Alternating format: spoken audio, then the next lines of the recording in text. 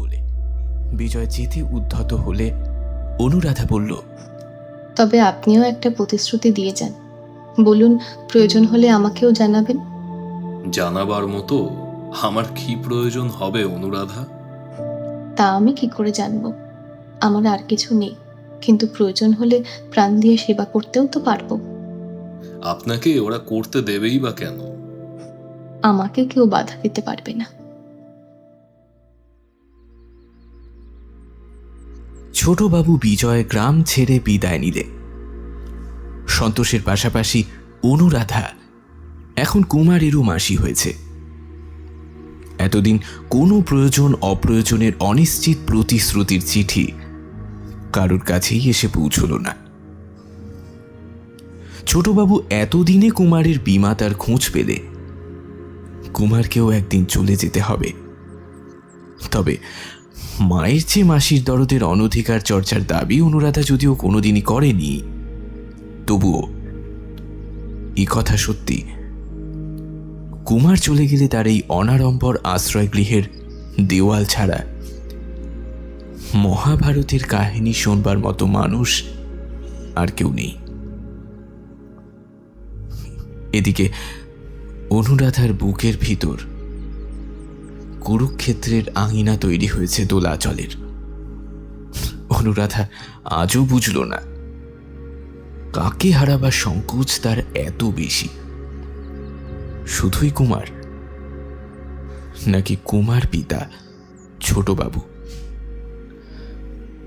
বাংলা সাহিত্যের কালজয়ী উপন্যাস কিছু ছোট গল্পের অন্তরে কখনো ভয়, কখনো প্রেম, কখনো রহস্য, আবার কখনো বা হাস্যকৌতুক গল্প কথায় লিপিবদ্ধ আমাদের এই বিশেষ নিবেদন গল্পের কথা লিপি, যেখানে আজ আমরা আপনাদের জন্য নিয়ে এসেছি শরৎচন্দ্র চট্টোপাধ্যায়ের লেখা কাহিনী অনুরাধা। চলুন তবে আর বেশি দেরি না করে শুরু করা যাক আমাদের আজকের নিবেদন। শুরু হচ্ছে অনুরাধা।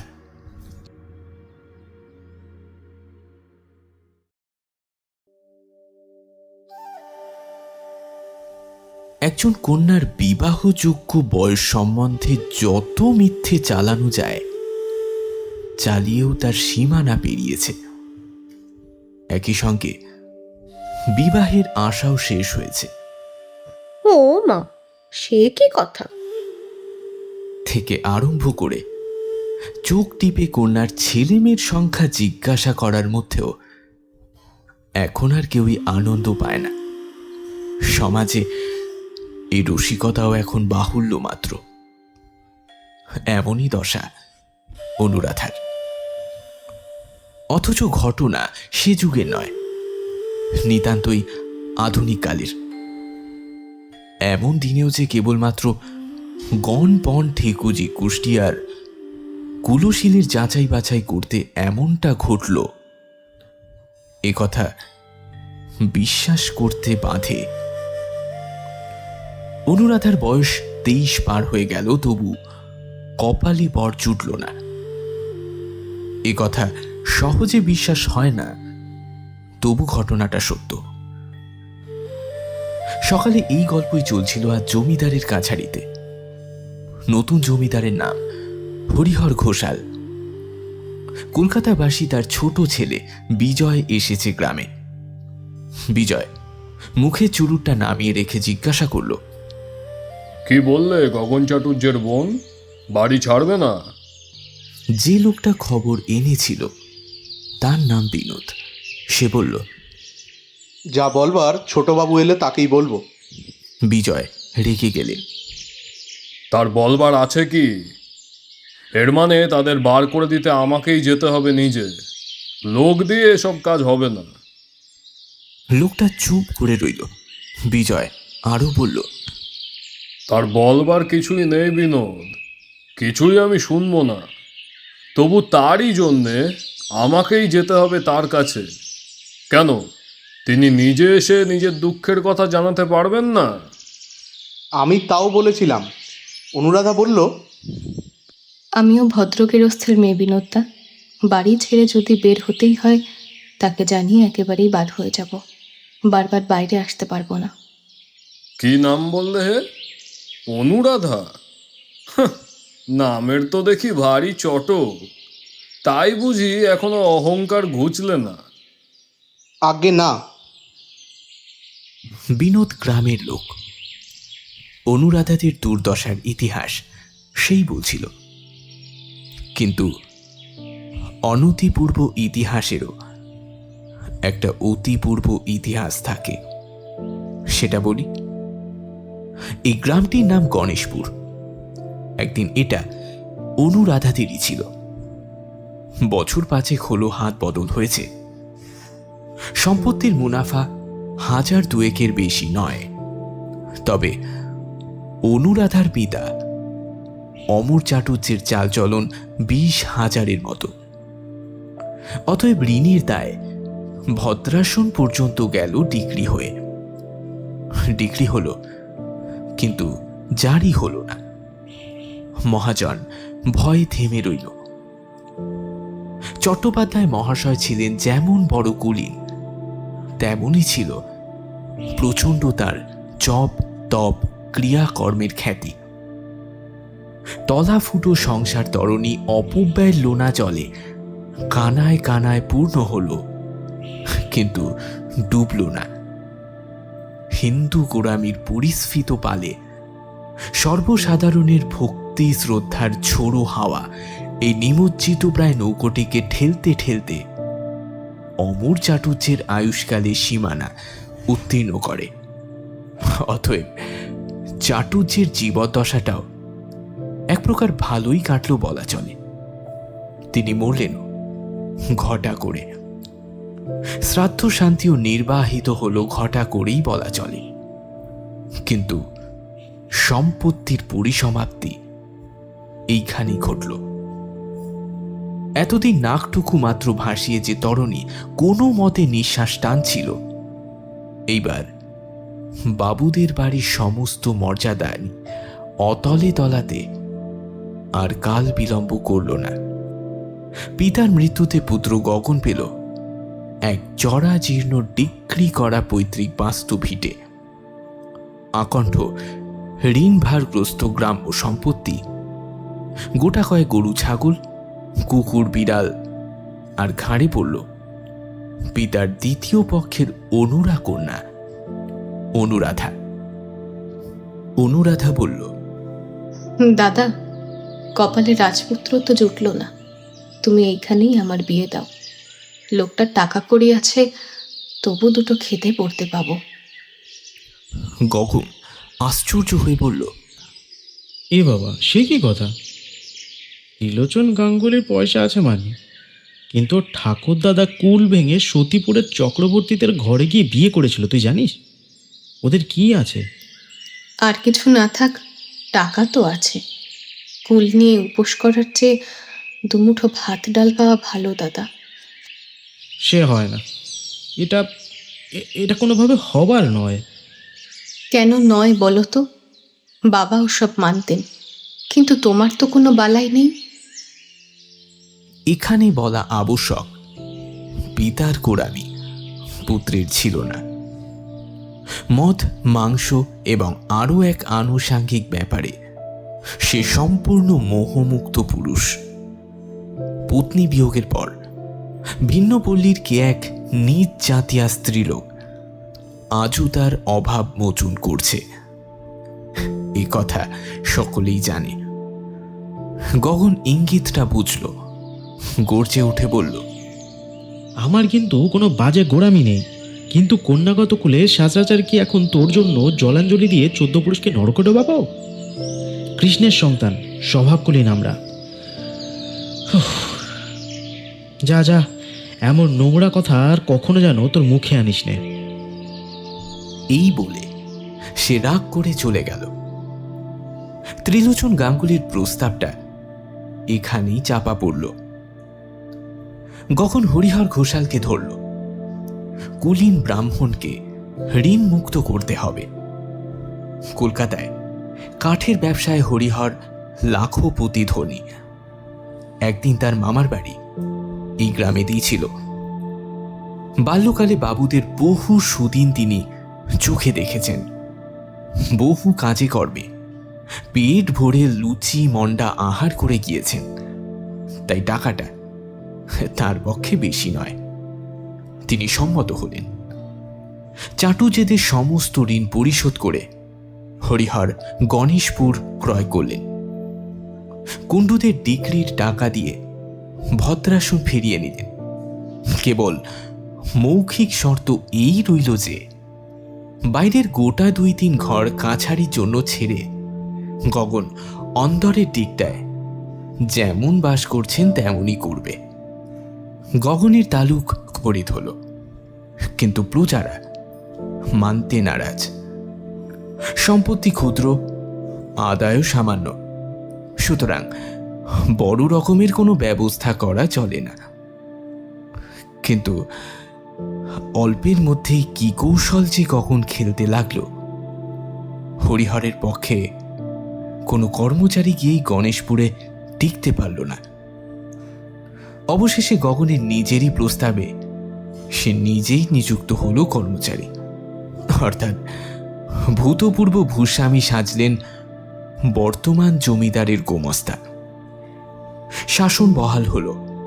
হরিহর হাঁপ ছেড়ে বাঁচলেন, কিন্তু আদায়ের দিক থেকে যথাপূর্বাবস্থায় জারি থাকল।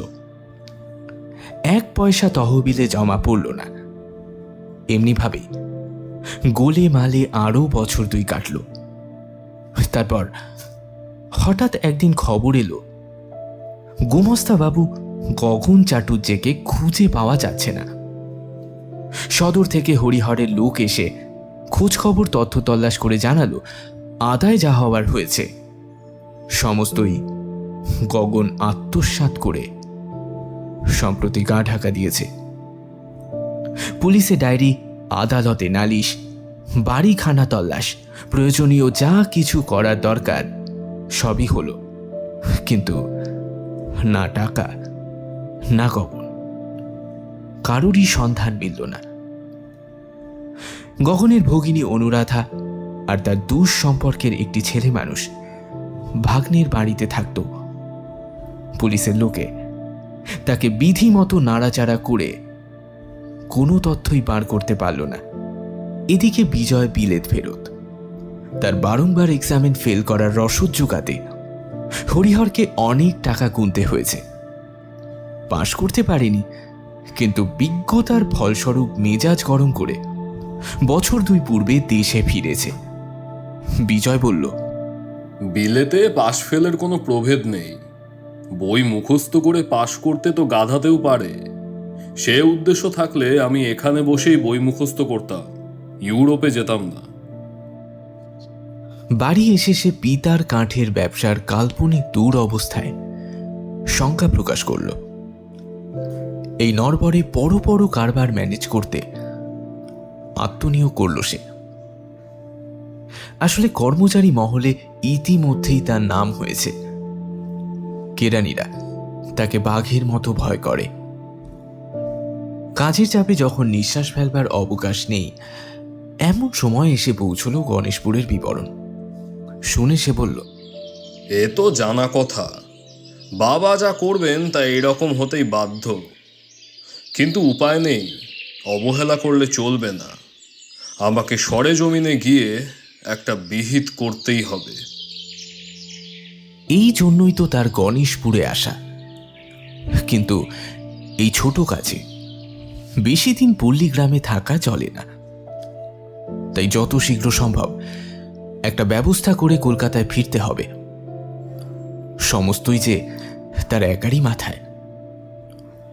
বড় ভাই অজয় অ্যাটর্নি, অত্যন্ত স্বার্থপর। নিজের অফিস, স্ত্রী পুত্র নিয়েই ব্যস্ত। সংসারের সকল বিষয়ে সে একেবারেই অন্ধ। শুধু ভাগাভাগির ব্যাপারে তার 1 জোড়া চক্ষু 10 জোড়ার কাজ করে। স্ত্রী প্রভাময়ী কলকাতা বিশ্ববিদ্যালয়ের গ্র্যাজুয়েট।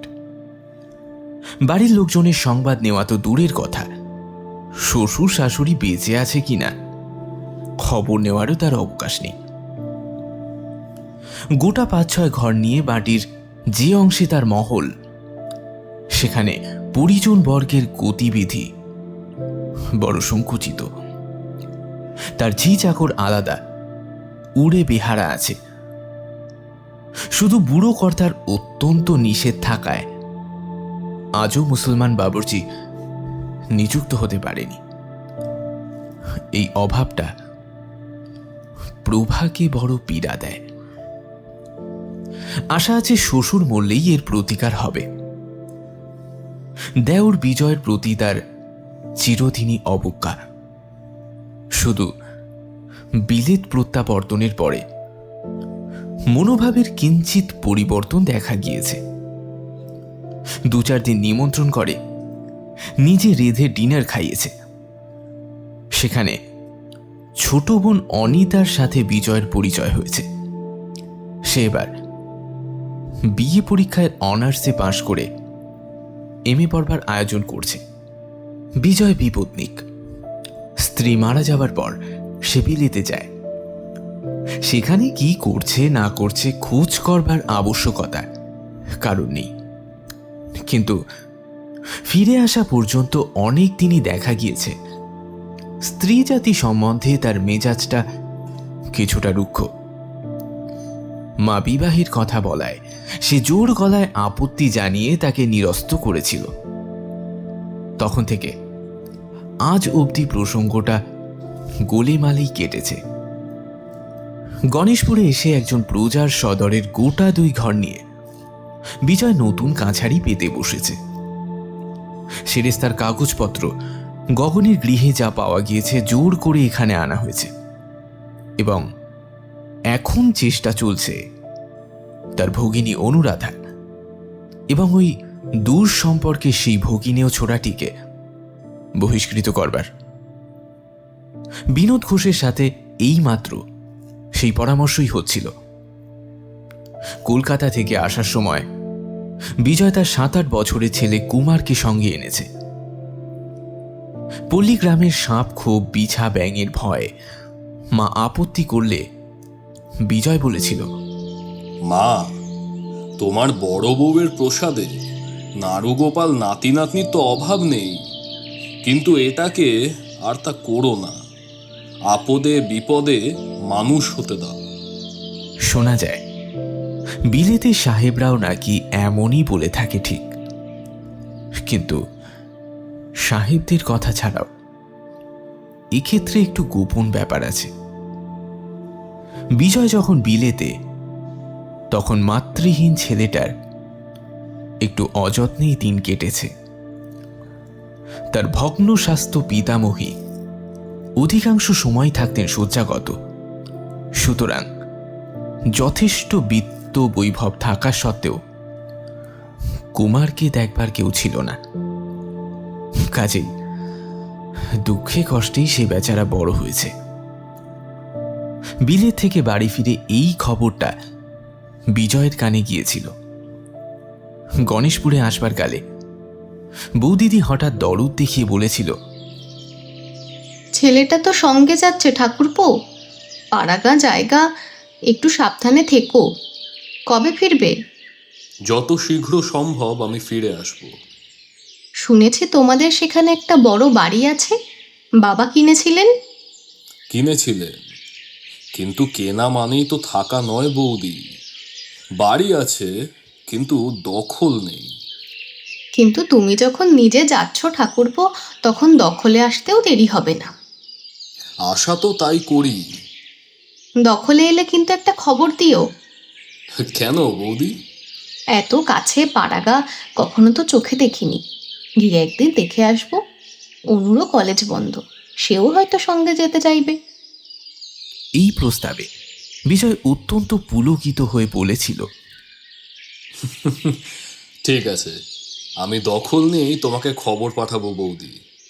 তখন কিন্তু না বলতে পারবে না। বোনটিকে সঙ্গে নেওয়া চাই। অনিতা যুবতী, সে দেখতে যেমন সুশ্রী, একই সঙ্গে অনার্সে বিএ পাশও করেছে। সাধারণ স্ত্রী জাতির বিরুদ্ধে বিজয়ের বাহ্যিক অবজ্ঞা থাকা সত্ত্বেও রমণী বিশেষের একাধারে এতগুলো গুণ সে যে মনে মনে তুচ্ছ করে তা নয়।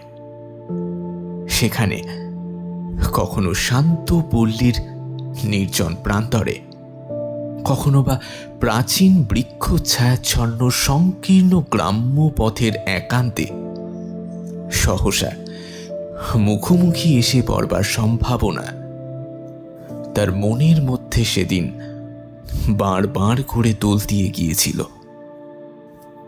বিজয়ের পরনে খাঁটি সাহেবী পোশাক, মাথায় শোলা টুপি, মুখে কড়া চুরুট, পকেটে রিভলভার। চেরির ছড়ি ঘোরাতে ঘোরাতে বাবুদের বাড়ির সদর বাটিতে এসে প্রবেশ করল।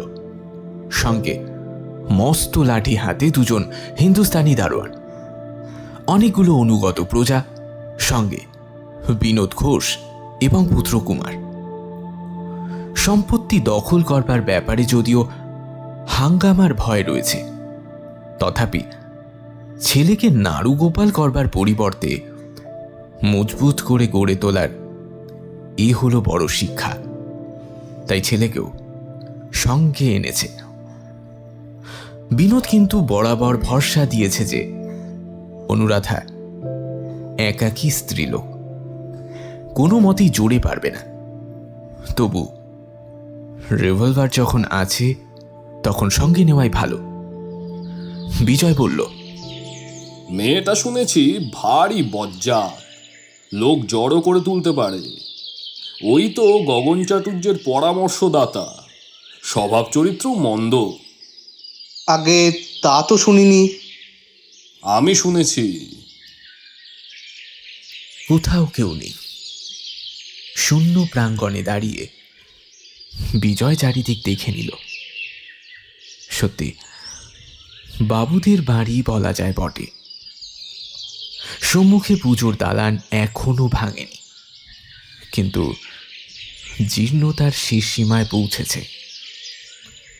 একপাশে সারি সারি বসবার ঘর আর বৈঠকখানার দশা একই। পায়রা চড়াই চামচিকের স্থায়ী আশ্রয় বানিয়েছে সেখানে। দারোয়ান হাঁক দিল, কই হ্যাঁ? দারোয়ানের সম্ভ্রমহীন চড়া গলার চিৎকারে বিনোদ ঘোষ আর অন্যান্য অনেকেই যেন লজ্জায় সংকুচিত হয়ে পড়ল। বিনোদ বলল, রাধা দিদিকে আমি গিয়ে খবর দিয়ে আসছি বাবু। বলে ভিতরে চলে গেল বিনোদ। তার কণ্ঠস্বর আর বলার ভঙ্গিতে বোঝা গেল আজও এবারের অমর্যাদা করতে তাদের বাধে। অনুরাধা রান্না করছিল। বিনোদ গিয়ে সবিনয় জানালো, দিদি, ছোটবাবু বাইরে এসেছেন। বিনোদের বলার অপেক্ষা অনুরাধার কতটা ছিল জানা নেই, কারণ সে এ দুর্বৈব প্রত্যহই আশঙ্কা করছিল। হাত ধুয়ে সে উঠে দাঁড়াল। সন্তোষকে ডেকে বলল, বাইরে একটা 17 ইঞ্চি পেতে দিয়েছো বাবা, বলকে মাসিমা আসছেন। বিনোদকে বলল, আমার বেশি দেরি হবে না। বাবু রাগ করেন না যেন বিনোদদা, আমার হয়ে তাকে বসতে বলগে। বিনোদ লজ্জিত মুখে বলল, মানে কি করব দিদি, আমরা গরিব প্রজা, জমিদার হুকুম করলে না বলতে পারি না, কাজেই। সে আমি বুঝি বিনোদদা। বিনোদ চলে গেল। বাইরে 17 ইঞ্চি পাতা হলো, কিন্তু কেউ তাতে বসল না। বিজয় ছড়ি ঘুরিয়ে পায়চারি করতে করতে চুরুটে টান দিতে লাগলো। মিনিট 5 পর সন্তোষ বাইরে এসে ইঙ্গিতে দ্বারের দিকে তাকিয়ে সভয় বলল, মাসিমা এসেছেন। বিজয় থমকে দাঁড়াল। ভদ্র ঘরের কন্যা, তাকে কি বলে সম্বোধন করা উচিত তার জানা নেই। একটু দ্বিধায় পড়ল, কিন্তু দুর্বলতা প্রকাশ পেলে চলবে না।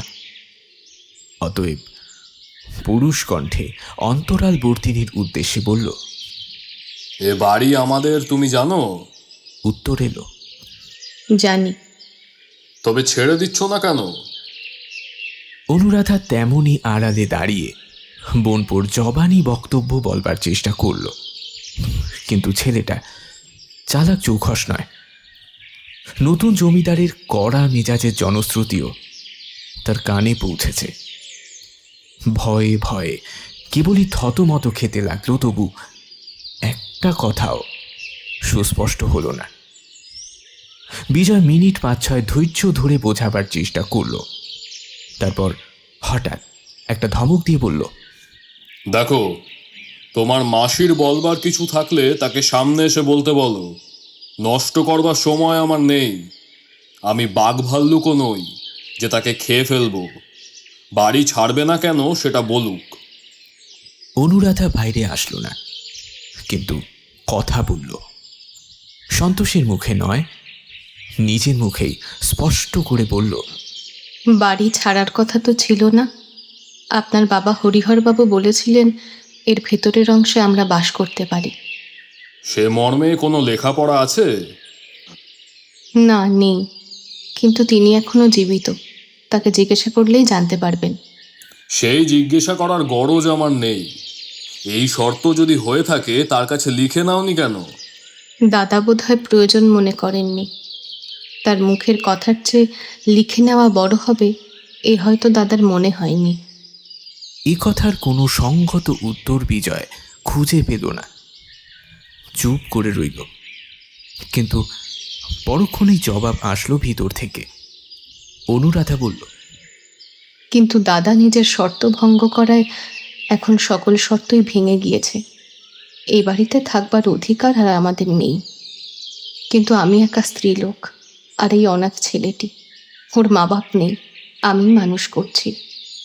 আমাদের এই দুর্দশায় দয়া করে দুদিন থাকতে না দিলে একলা হঠাৎ যে কোথায় যাব, এই আমার ভাবনা। এ জবাব কি আমার দেওয়ার কথা? তোমার দাদা কোথায়? আমি জানি না তিনি কোথায়, কিন্তু আপনার সঙ্গে যে এতদিন দেখা করতে পারিনি, সে শুধু এই ভয়ে যে পাছে আপনি বিরক্ত হন। এই বলে ক্ষণকাল নীরব থেকে বোধ করি নিজেকে সামলে নিল সে। তারপর আবারও বলল, আপনি মনিব, আপনার কাছে কিছুই লুকোবো না। অকপটে আমাদের বিপদের কথা জানালুম, নইলে একটা দিনও জোর করে এ বাড়িতে বাস করার দাবি আমি করি না। এই কটা দিন বাদে আমরা আপনিই চলে যাব। তার কণ্ঠস্বরে বাইরে থেকে বেশ বোঝা গেল মেয়েটির 2 চোখ বেয়ে জল গড়িয়ে পড়ছে।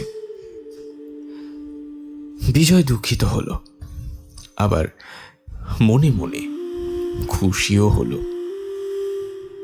ভেবেছিল একে বেদখল করতে না জানি কত সময়, কত হাঙ্গামাই না পোহাতে হবে, কিন্তু কিছুই করতে হলো না। সে অশ্রু জলে শুধু একটু দয়া ভিক্ষা চেয়েছে।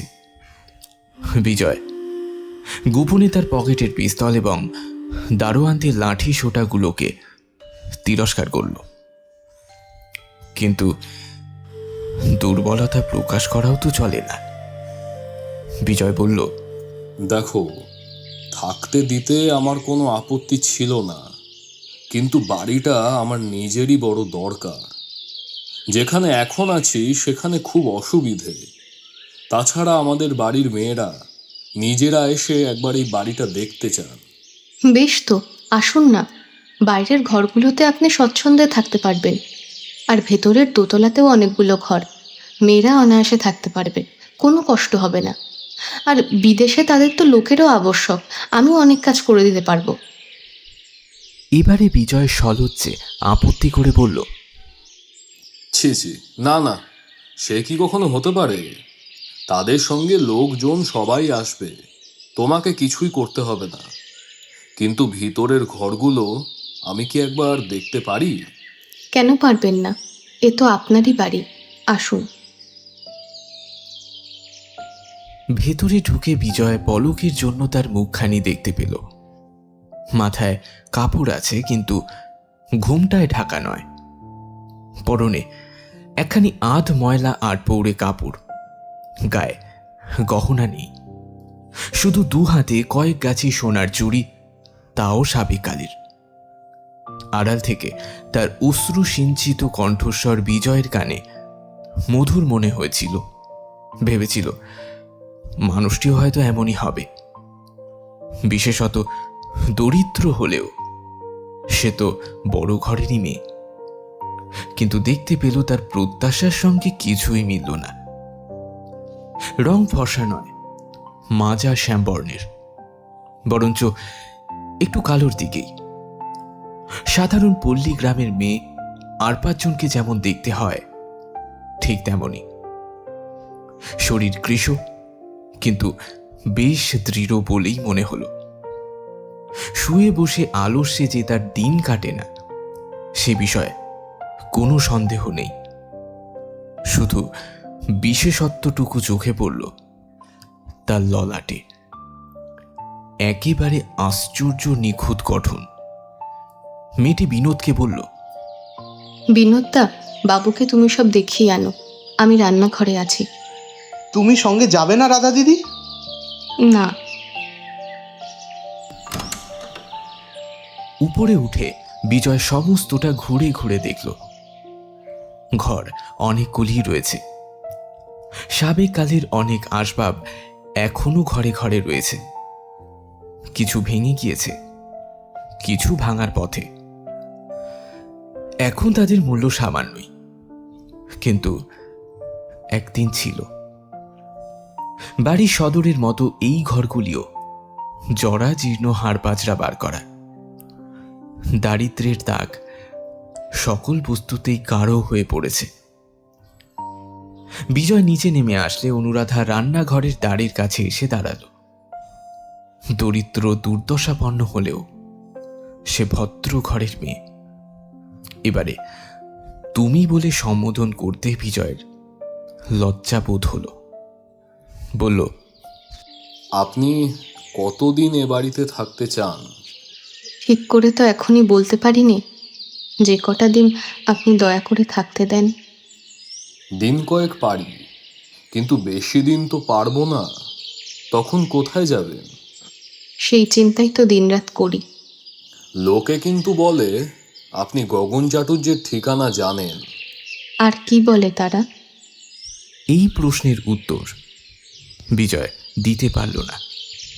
অনুরাধা বলল, জানি না তা আপনাকে আগেই বলেছি, কিন্তু জানলেও নিজের ভাইকে ধরিয়ে দেব এই কি আপনি আদেশ করেন? অনুরাধার কণ্ঠস্বরে একটা তিরস্কার মাখানো। বিজয় ভারী অপ্রতিভ হল। বুঝল আভিজাত্যের চিহ্ন তার মন থেকে এখনো বিলুপ্ত হয়নি।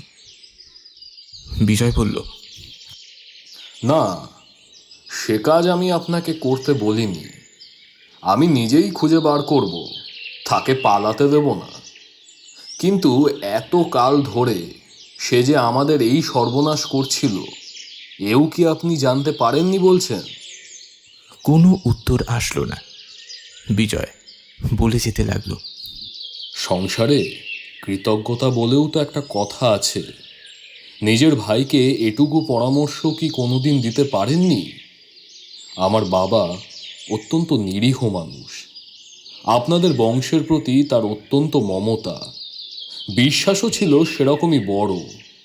তাই গগনকেই দিয়েছিলেন সমস্ত কিছু সঁপে। এ কি তারই প্রতিফল? কিন্তু নিশ্চিত জানবেন, আমি দেশে থাকলে কখনোই এমনটা ঘটত না। অনুরাধা নীরব। কোনো কথারই জবাব পেল না দেখে বিজয় মনে মনে আবারও উষ্ণ হয়ে উঠেছে। তার যেটুকু করুণা জন্মেছিল সমস্তই উবে গেল। কঠিন হয়ে বলল, সবাই জানে আমি কড়া লোক, বাজে দয়া মায়া করি না। দোষ করে আমার হাতে রেহাই কেউ পায়নি। দাদার সঙ্গে দেখা হলে এটুকু অন্তত তাকে জানিয়ে দেবেন। অনুরাধা তেমনই মৌন হয়ে রইল। বিজয় আরও বলল, আজ আমি সমস্ত বাড়িটার দখল নিলাম। বাইরের ঘরগুলো পরিষ্কার হলে, তাতেও সময় লাগবে 2-3 দিন, আমি এখানে চলে আসব। মেয়েরা আসবেন তারপরে। আপনি নিচের একটা ঘরে থাকুন যতদিন না যেতে পারেন, কিন্তু কোনো জিনিসপত্র সরাবার চেষ্টা করবেন না। এতক্ষণে বিজয়পুত্র কুমার মুখ খুলেছে। হঠাৎ সে বলে উঠল, বাবা তেষ্টা পেয়েছে, আমি জল খাবো। এই রে, এখানে জল পাবো কোথায়? অনুরাধা হাত নেড়ে ইশারায় তাকে কাছে ডাকল। রান্নাঘরের ভিতরে এনে তাকে বলল, ডাব আছে, খাবি বাবা? হ্যাঁ, খাবো। সন্তোষ ডাব কেটে দিতেই ছেলেটা পেট ভরে শ্বাস আর জল খেয়ে বেরিয়ে আসলো। বলল, বাবা, তুমি খাবে? খুব মিষ্টি। না না, আমি খাবো না। খাও না বাবা, অনেক আছে, সব তো আমাদের। যদিও কথাটা কিছুই নয়, তথাপি এতগুলো লোকের মধ্যে ছেলের মুখ থেকে কথাটা শুনে হঠাৎ কেমন যেন বিজয়ের লজ্জা বোধ হলো। বলল, না না, খাবো না। এই তুই চলে আয় তো। বাবুদের বাড়ির সদর অধিকার করে বিজয় চেপে বসল। গোটা দুই তার নিজের জন্য, আর বাকিগুলো কাছারির। বিনোদ ঘোষ কোনো এক সময় জমিদারি সেরেস্তায় চাকরি করেছিল। সেই সুপারিশে নিযুক্ত হলো নতুন গোমস্তা হিসেবে, কিন্তু ঝঞ্ঝাট মিটল না। তার প্রধান কারণ, গগন চাটুর্যে টাকা আদায় করে হাতে হাতে রসিদ লিখে দেওয়াটা অপমানকর জ্ঞান করত, যেহেতু তাতে অবিশ্বাসের গন্ধ আছে। সেটা চাটুর্যে বংশের অগৌরব। সুতরাং তার অন্তর্ধানের পর পূজারা বিপদে পড়েছে। মৌখিক সাক্ষ্য প্রমাণ নিয়ে নিত্যই হাজির হচ্ছে, কাটা করছে। কে কত দিয়েছে, কত বাকি রেখেছে, নিরূপণ করা একটা কষ্টসাধ্য জটিল ব্যাপার হয়ে দাঁড়িয়েছে। বিজয় যত শীঘ্র সম্ভব কলকাতায় ফিরবে মনে করেছিল, সেটা আর হলো না। একদিন দুদিন করে 10-12 দিন কেটে গেল। এদিকে ছেলেটা হয়েছে সন্তোষের বন্ধু, বয়সে 3-4 বছরের ছোট, সামাজিক সাংসারিক ব্যবধানও অত্যন্ত বৃহৎ। কিন্তু অন্য সঙ্গীর অভাবে সে সন্তোষের সঙ্গেই মিশে গিয়েছে। তার সঙ্গে সে বাড়ির ভিতরেই থাকে অধিকাংশ সময়। কখনো ঘুরে বেড়ায় বাগানে বাগানে, নদীর ধারে, কখনো বা কাঁচা আম কুড়িয়ে, কখনো বা পাখির বাসা খুঁজে। খায় অধিকাংশ সময় সন্তোষের মাসির কাছে। তার দেখা দেখি সেও এখন মাসিমা বলেই ডাকে। বাইরে টাকা কড়ি হিসাবপত্র নিয়ে বিজয় বিব্রত। সকল সময় ছেলের খোঁজ নিতে সে পারে না, আর যখন পারে তখন তার কুমারের দেখা মেলে না। হঠাৎ কোনোদিন হয়তো বকাঝকা করে, কখনো রাগ করে বসিয়ে রাখে, কিন্তু ছাড়া পেলেই ছেলেটা দৌড় মারে মাসিমার রান্নাঘরে। সন্তোষের পাশে বসে খায়। বিকেলে তারই সঙ্গে ভাগাভাগি করে নেয় রুটি কিংবা কখনো নারকেল নাড়ু। সেদিন বিকেলে লোকজন তখনও কেন এসে পৌঁছয়নি। বিজয় চা খেয়ে চুরুট ধরিয়ে ভাবল, নদীর ধারটা খানিকটা ঘুরে আসা যাক। হঠাৎ মনে পড়ল, সমস্ত দিন ছেলেটার দেখা মেলেনি।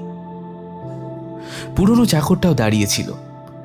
জিজ্ঞাসা করল, কুমার কোথায় রে?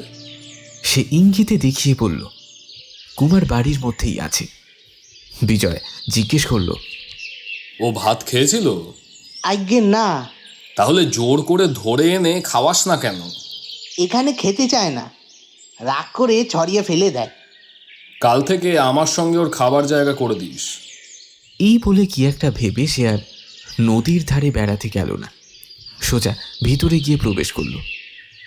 হঠাৎ সুদীর্ঘ প্রাঙ্গণের উপর প্রান্ত হতে পুত্রের কণ্ঠস্বর কানে গেল বিজয়ের। মাসিমা, আরেকখানা রুটি আর 2টো নারকেল নাড়ু, শিগগিরই। যার কাছে এমন আবদার, সে বলল, নেবে আয় না বাবা, তোদের মতো আমি কি গাছে উঠতে পারি? পারবে মাসিমা, কিছু শক্ত নয়। এই মোটা ডালটায় পা দিয়ে ওই ছোট ডালটা ধরে এক টান দিলেই উঠে পড়বে। বিজয় কাছে এসে দাঁড়ালো। রান্নাঘরের সম্মুখে একটা বড় আম গাছ, তার দুই দিকের 2 মোটা ডালে বসে আছে কুমার আর কুমার বন্ধু সন্তোষ। পা ঝুলিয়ে গড়িতে ঠেস দিয়ে উভয়েরই ভোজন কার্য চলছে। তাকে দেখে দুজনাই ত্রস্ত হয়ে উঠল। অনুরাধাও রান্নাঘরের দ্বারের অন্তরালে সরে এসে দাঁড়াল। বিজয় জিজ্ঞাসা করল, ওই কি ওদের খাবার জায়গা নাকি? কেউই উত্তর দিল না। বিজয় অন্তরাল বর্তিনীকে উদ্দেশ্য করে বলল, আপনার ওপর দেখছি ও খুব অত্যাচার করছে।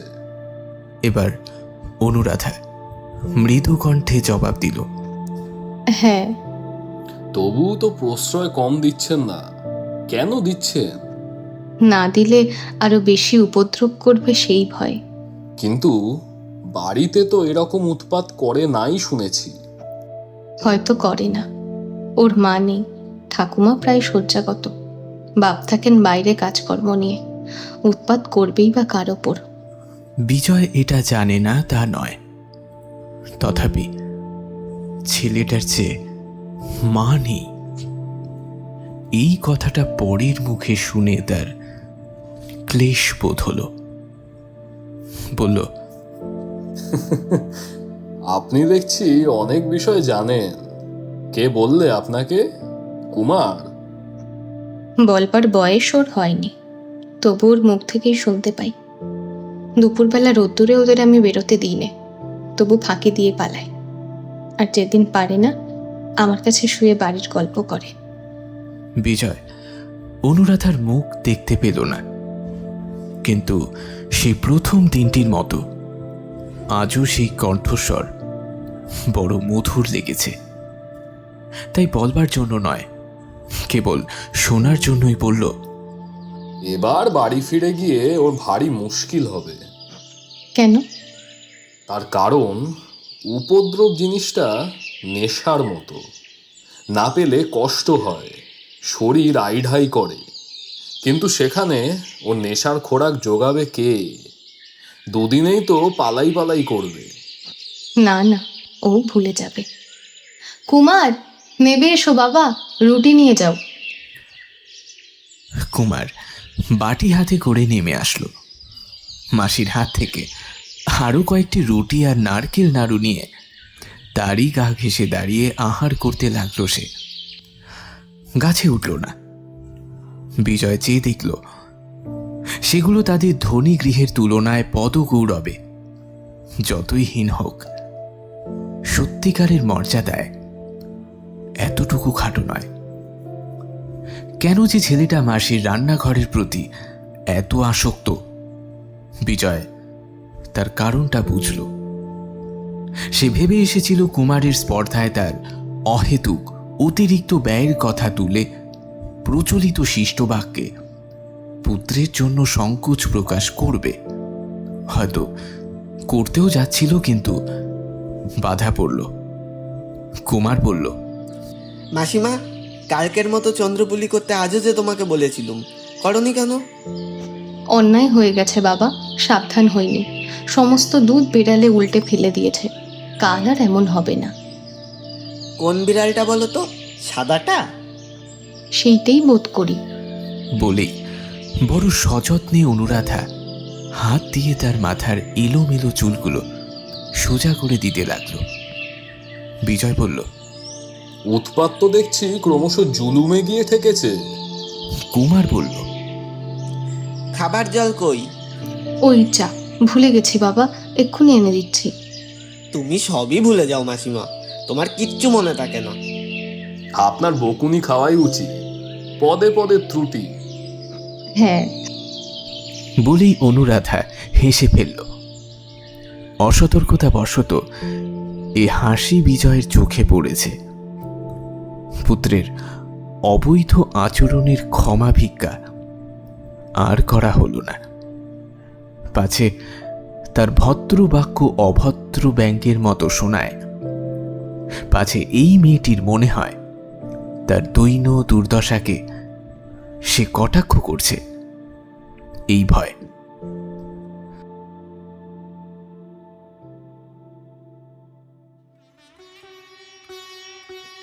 শুনছেন অনুরাধা। গল্পের এই অংশ অব্দি যদি পৌঁছে গিয়ে থাকেন, গল্পটিকে একটি লাইক করতে ভুলবেন না। চলুন তবে গল্পের বাকি অংশটুকু শোনা যাক।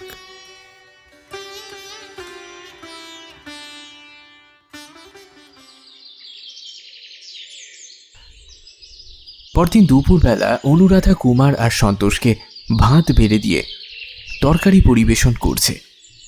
তার মাথার কাপড় খোলা, গায়ের বস্ত্র অসংপৃক্ত। অকস্মাৎ দ্বার প্রান্তে মানুষের ছায়া পড়তেই অনুরাধা ফিরে চেয়ে দেখল ছোটবাবু অর্থাৎ বিজয় এসেছে। ব্যস্ততার সঙ্গে মাথার আঁচল তুলে উঠে দাঁড়ালো সে। বিজয় বলল, একটা অত্যন্ত জরুরি পরামর্শের জন্য আপনার কাছে এলাম। বিনোদ ঘোষ গ্রামের লোক, অনেক দিন দেখেছেন। ও কীরকম লোক বলতে পারেন? ওকে গণেশপুরের নতুন গোমস্তা বহাল করেছি। সম্পূর্ণ বিশ্বাস করা যায় কি না, আপনার কি মনে হয়? বিনোদ কাজ করছে 1 সপ্তাহেরও বেশি হয়ে গেল। যথাসাধ্য ভালো কাজই করছে, কোনো গোলযোগ ঘটায়নি। সহসা হন্তদন্ত হয়ে তার চরিত্রের খোঁজ তালাশ করবার এখনই কি প্রয়োজন হলো, অনুরাধা ভেবে পেল না। মৃদু কণ্ঠে জিজ্ঞাসা করল, বিনোদদা কি কিছু করেছেন? দেখুন, এখনো কিছু করেনি, কিন্তু সতর্ক হওয়া তো প্রয়োজন। তাকে ভালো লোক বলেই তো জানি। সত্যি জানেন নাকি নিন্দে করবেন না বলে ভালো বলছেন? আমার ভালো মন্দ বলার কি কিছু দাম আছে? আছে বই কি, সে যে আপনাকেই প্রামাণ্য সাক্ষী মেনে বসেছে। অনুরাধা একটু ভেবে বলল, উনি ভালো লোকই বটে, শুধু একটু চোখ রাখবেন। নিজের অবহেলায় ভালো লোক ও মন্দ হয়ে ওঠা অসম্ভব নয়। সত্যি তাই, কারণ অপরাধের হেতু খুঁজতে গেলে অনেক ক্ষেত্রেই অবাক হতে হয়। তারপর ছেলেকে উদ্দেশ্য করে বলল, তোর ভাগ্য ভালো যে হঠাৎ এরকম মাসিমা পেয়ে গেছিস, নইলে এই বনবাদারের দেশে অর্ধেক দিন না খেয়ে কাটাতে হতো। অনুরাধা আস্তে আস্তে জিজ্ঞাসা করল, আপনার কি এখানে খাবার কষ্ট হচ্ছে? না না, এমনি বললাম। চিরকাল বিদেশে বিদেশে কাটিয়েছি, খাবার কষ্ট বড় গ্রাহ্য করিনি। বলেই প্রস্থান করল। অনুরাধা জানালার ফাঁক দিয়ে দেখল তার স্নান পর্যন্ত এখনো হয়নি। এ বাড়িতে এসে একটা পুরনো আরাম কেদারা জোগাড় হয়েছিল। বিকেলের দিকে তারই 2 হাতলে পা ছড়িয়ে বিজয় চোখ বুজে চুরুট টানছিল। হঠাৎ কানে এলো, বাবুমশাই, বাবুমশাই।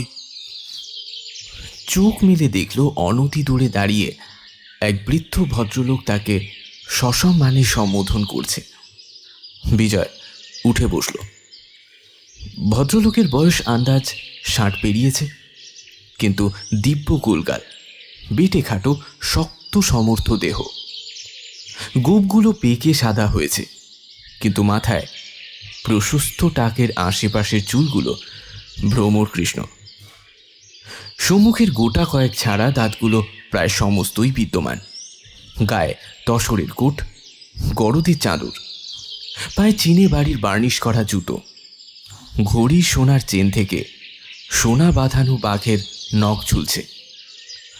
পল্লী অঞ্চলে ভদ্রলোকটিকে বেশ অবস্থা সম্পন্ন বলেই মনে হয়। পাশে একটা ভাঙা টুলের উপর বিজয়ের চুরুটের সাজ সরঞ্জাম থাকত, সরিয়ে নিয়ে সেটাই তাকে বসতে দিল। ভদ্রলোক বসতে বসতে বললেন, নমস্কার নমস্কার বাবু। নমস্কার।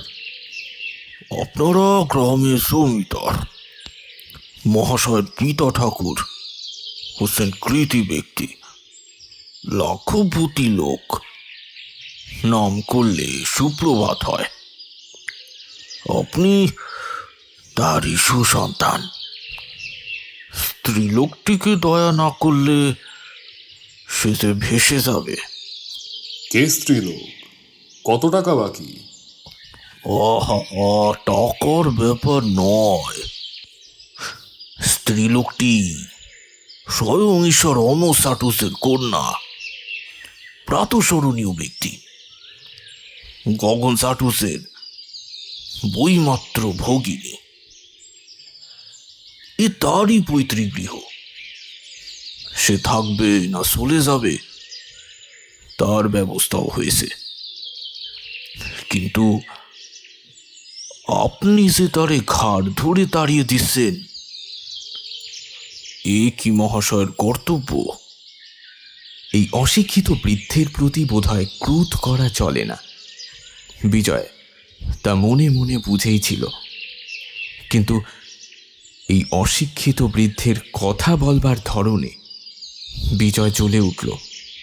বলল, দেখুন, আমার কর্তব্য আমি বুঝব, কিন্তু আপনি কে যে তার হয়ে ওকালতি করতে এসেছেন? আমার নাম ত্রিলোচন গাঙ্গুলি, পাশেরই গ্রাম, মসজিদপুরে বাড়ি, সবাই চেনে।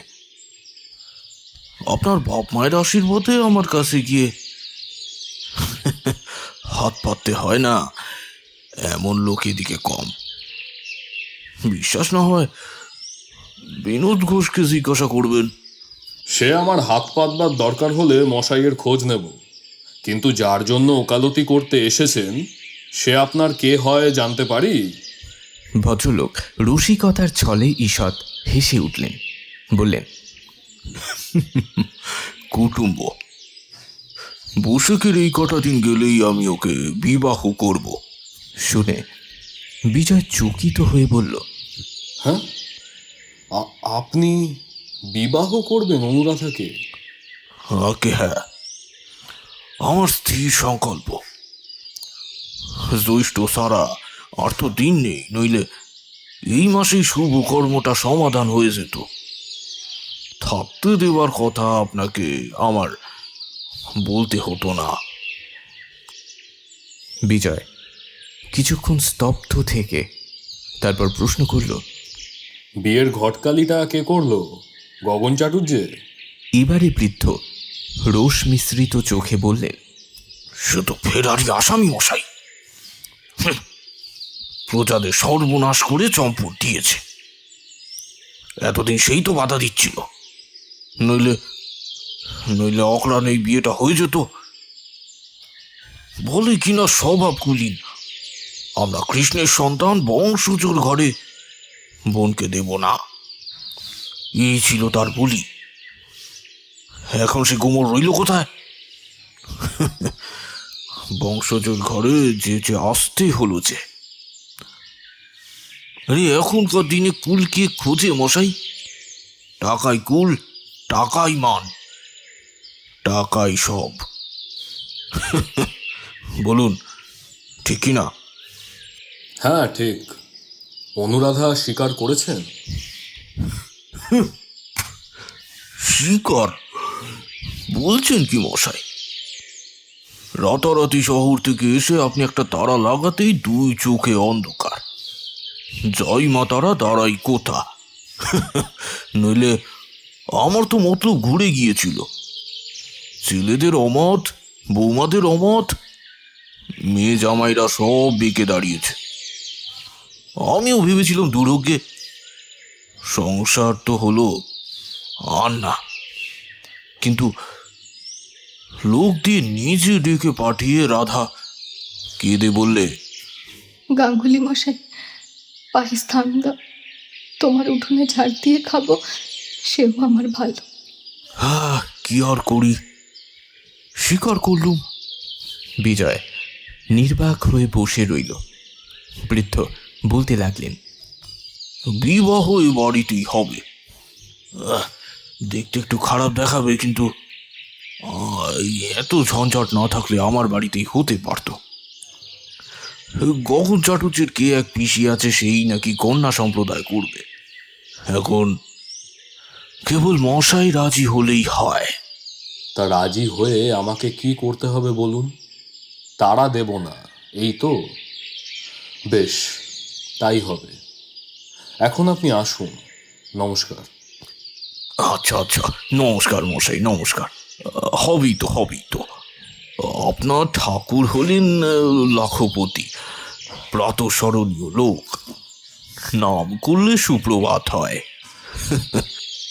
তা হয়। আপনি এখন আসুন। আসি মশাই, আসি। নমস্কার, নমস্কার। বলে ত্রিলোচন প্রস্থান করলেন। লোকটি চলে গেলে বিজয় চুপ করে বসে নিজেকে বোঝাবার চেষ্টা করছিল তার মাথা ব্যথা করবার কি আছে। বস্তুত এছাড়া মেয়েটির উপায়ই বা কি? ব্যাপারটা যে খুব অভাবিতপূর্ব তাও নয়, সংসারে ঘটে না তাও নয়। তবে তার দুশ্চিন্তা কিসের? হঠাৎ বিনোদ ঘোষের কথা তার মনে পড়ল। সেদিন সে বলছিল অনুরাধার দাদার সঙ্গে এই বলে ঝগড়া করেছে যে কুলের গৌরব নিয়ে সে কি করবে, সহজে দুটো খেতে পড়তে যদি পায় সেই যথেষ্ট। প্রতিবাদে গগন রাগ করে বলেছিল, তুই কি বাপ পিতামহর নাম ডোবাতে চাস? অনুরাধা জবাব দিয়েছিল, তুমি তাদের বংশধর, নাম বজায় রাখতে পারো রেখো, আমি পারবো না। এ কথার বেদনা বিজয় বুঝল না। নিজেও যে কৌলিন্য সম্মান এতটুকু বিশ্বাস করে তাও নয়, কিন্তু তবুও তার সহানুভূতি গিয়ে পড়ল গগনের উপর।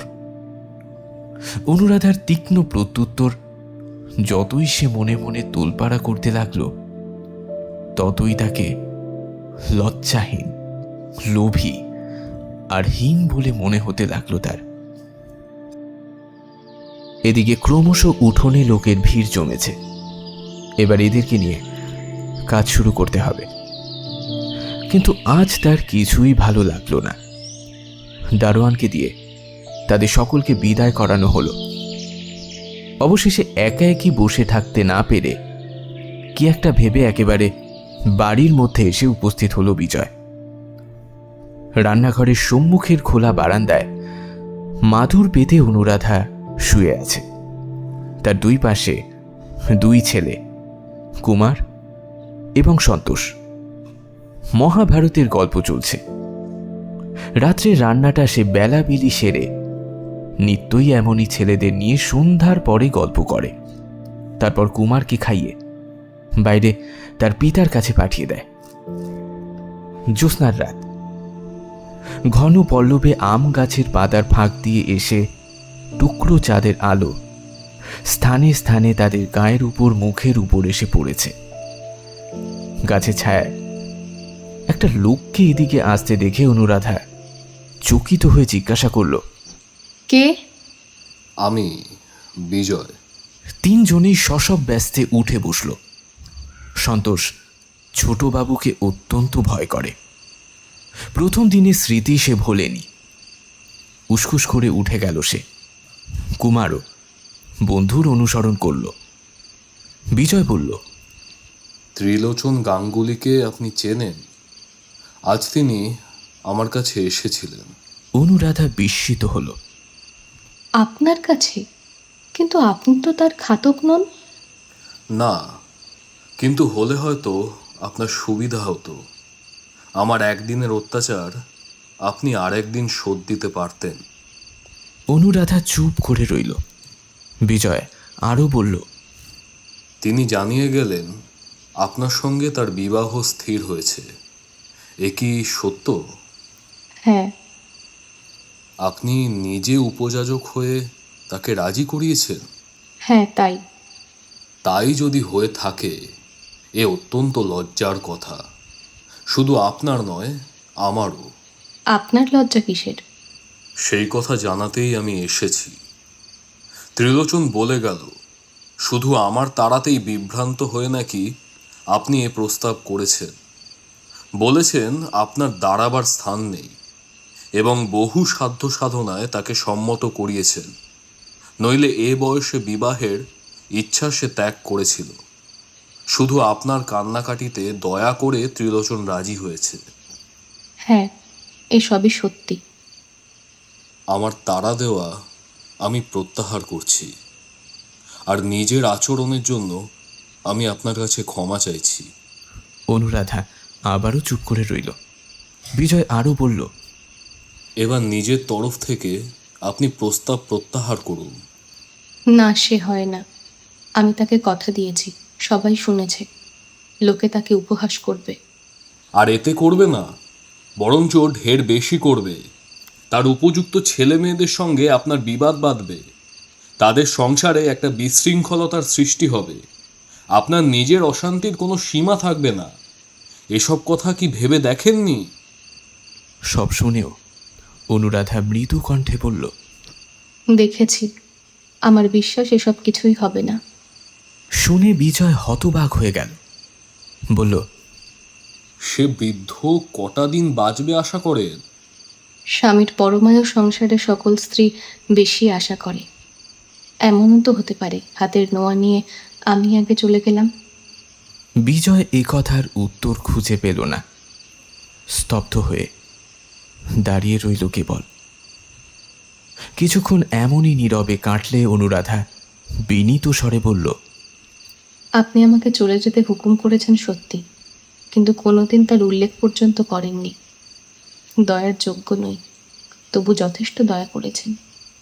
মনে মনে আমি যে কত কৃতজ্ঞ তা জানাতে পারিনি। বিজয়ের কাছে উত্তর না পেয়ে সে বলতে লাগলো, ভগবান জানেন, আপনার বিরুদ্ধে কারো কাছে আমি একটা কথাও বলিনি। বললে আমার অন্যায় হতো, আমার মিছে কথা হতো। গাঙ্গুলি মশাই যদি কিছু বলে থাকেন, সে তার নিজের কথা, আমার নয়। তবু তার হয়ে আমি ক্ষমা প্রার্থনা করি। আপনাদের কবে বিয়ে? 13ই জ্যৈষ্ঠ। তাহলে প্রায় মাসখানেক বাকি রইল, তাই না? হ্যাঁ, তাই। বোধ করি এর আর পরিবর্তন নেই। বোধহয় নেই, অন্তত সেই ভরসায় তিনি দিয়েছেন। বিজয় বহুক্ষণ নীরবে থেকে তারপর বলল, তাহলে আর কিছু আমার বলবার নেই, কিন্তু নিজের ভবিষ্যৎ জীবনটা একবার ভেবে দেখলেন না? এ আমার বড়ই পরিতাপ। একবার নয়, 100 বার ভেবে দেখেছি ছোটবাবু। এই আমার দিনরাত্রের চিন্তা। আপনি আমার শুভাকাঙ্ক্ষী, আপনাকে কৃতজ্ঞতা জানাবার সত্যি ভাষা খুঁজে পাইনি। কিন্তু আপনি নিজে একবার আমার সব কথা ভেবে দেখুন তো। অর্থ নেই, রূপ নেই, গৃহ নেই, অভিভাবকহীন একাকী পল্লীগ্রামের অনাচার অত্যাচার থেকে কোথাও গিয়ে দাঁড়াবার স্থান নেই। বয়সও তো হলো 23-24। ইনি ছাড়া আমাকে কে বিয়ে করতে চাইবে বলুন তো? তখন অন্যের জন্য কার কাছে গিয়ে হাত পেতে দাঁড়াবো? আর শুনে আপনারই বা কি মনে হবে? এই সবই সত্যি। প্রতিবাদে কিছুই বলবার নেই। মিনিট 2-3 নিরুত্তরে দাঁড়িয়ে বিজয় গভীর অনুতাপের সঙ্গে বলল, এ সময়ে আপনার কি কোনো উপকার আমি করতে পারি না? পারলে খুশি হব। আপনি আমার অনেক উপকার করেছেন, যা আর কেউ করতো না। আপনার আশ্রয়ে আমি নির্ভয়ে আছি। ছেলে দুটি আমার চন্দ্রসূর্যি, এই আমার ধীর। আপনার কাছে প্রার্থনা, শুধু মনে মনে আর আমাকে আমার দাদার দোষের ভাগী করে রাখবেন না। আমি জেনে কোনো অপরাধ করিনি। সে আমি জানতে পেরেছি, আপনাকে বলতে হবে না। এই বলে বিজয় ধীরে ধীরে বাইরে চলে গেল।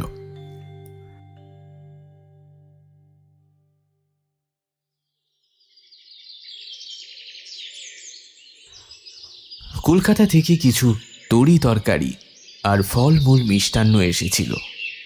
বিজয় চাকরকে দিয়ে ঝুড়িটা আনিয়ে রান্নাঘরের সম্মুখে নামিয়ে রেখে বলল, ঘরে আছেন নিশ্চয়ই? ভেতর থেকে মৃদু কণ্ঠে সাড়া পাওয়া গেল, আছি। মুশকিল হয়েছে আপনাকে ডাকা নিয়ে। আমাদের সমাজ হলে মিস চ্যাটার্জি কিংবা মিস অনুরাধা বলে অনায়াসেই ডাকা যেত, কিন্তু এখানে তা অচল। আপনার ছেলে দুটোর কেউ উপস্থিত থাকলে, এই তোদের মাসিকে ডেকে দে বলে কাজ চালাতাম, কিন্তু তারাও ফেরার। কি বলে আপনাকে ডাকি বলুন তো? অনুরাধা দাড়ির কাছে এসে বলল, আপনি মনিব, আমাকে রাধা বলে ডাকবেন।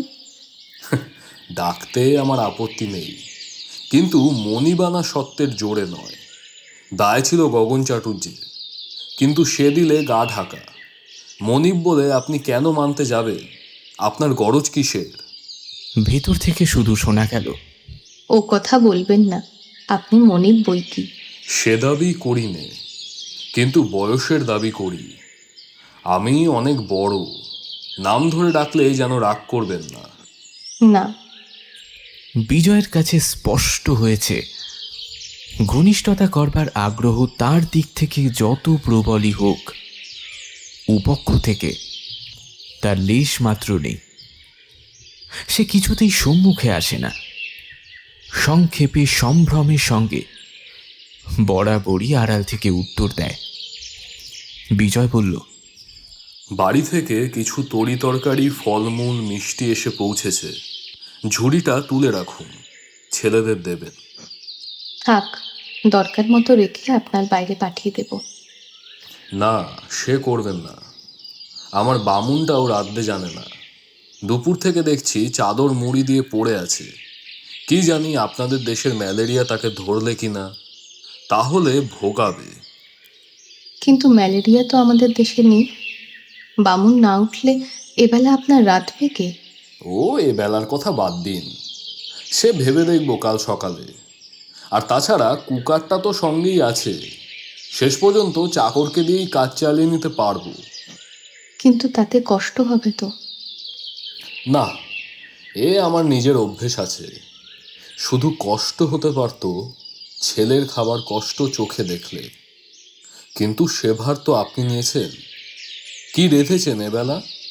ঝুড়িটা খুলে দেখুন না, যদি কিছু কাজে লাগে।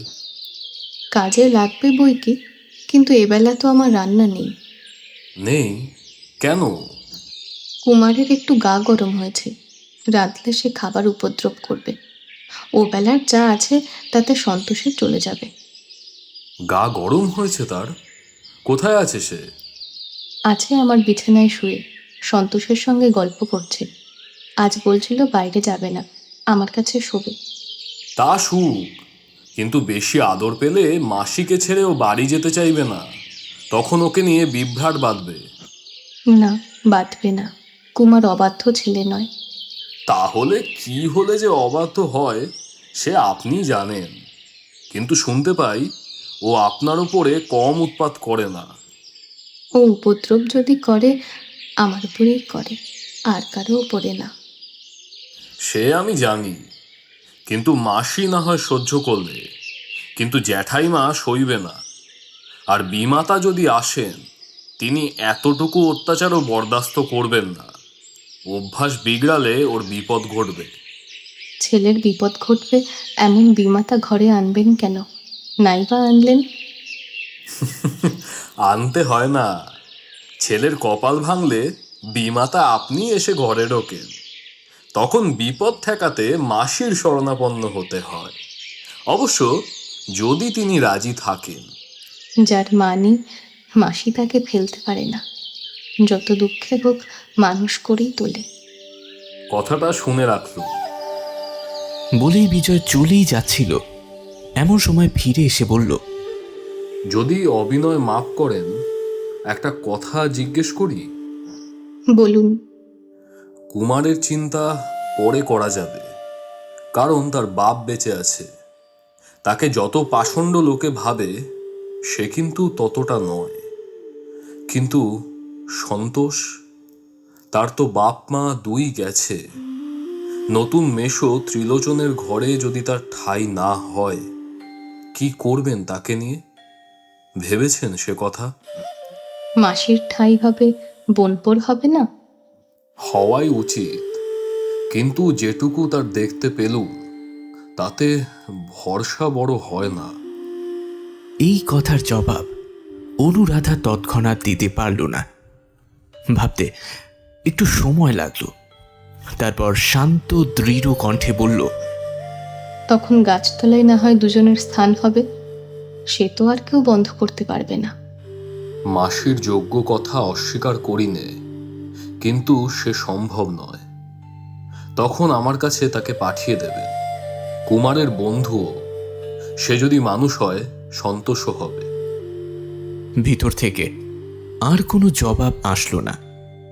বিজয় কিছুক্ষণ অপেক্ষা করে তারপর বাইরে চলে গেল। ঘন্টা 2-3 বাদে দাঁড়ির বাইরে এসে দাঁড়ালো সন্তোষ। সে বলল, মাসিমা আপনাকে খেতে ডাকছেন। আমাকে? হ্যাঁ, বলেই সে প্রস্থান করল। অনুরাধার রান্নাঘরে খাবার বেড়ে রাখা আছে। বিজয় আসনে বসে বলল, রাত্রিটা অনায়াসেই কেটে যেত, আবার কেন কষ্ট করলেন? অনুরাধা অনতি দূরে দাঁড়িয়ে চুপ করে রইল। খাবার দাবারের বিশেষ একটা বাহুল্য নেই, কিন্তু যত্নের পরিচয় রয়েছে।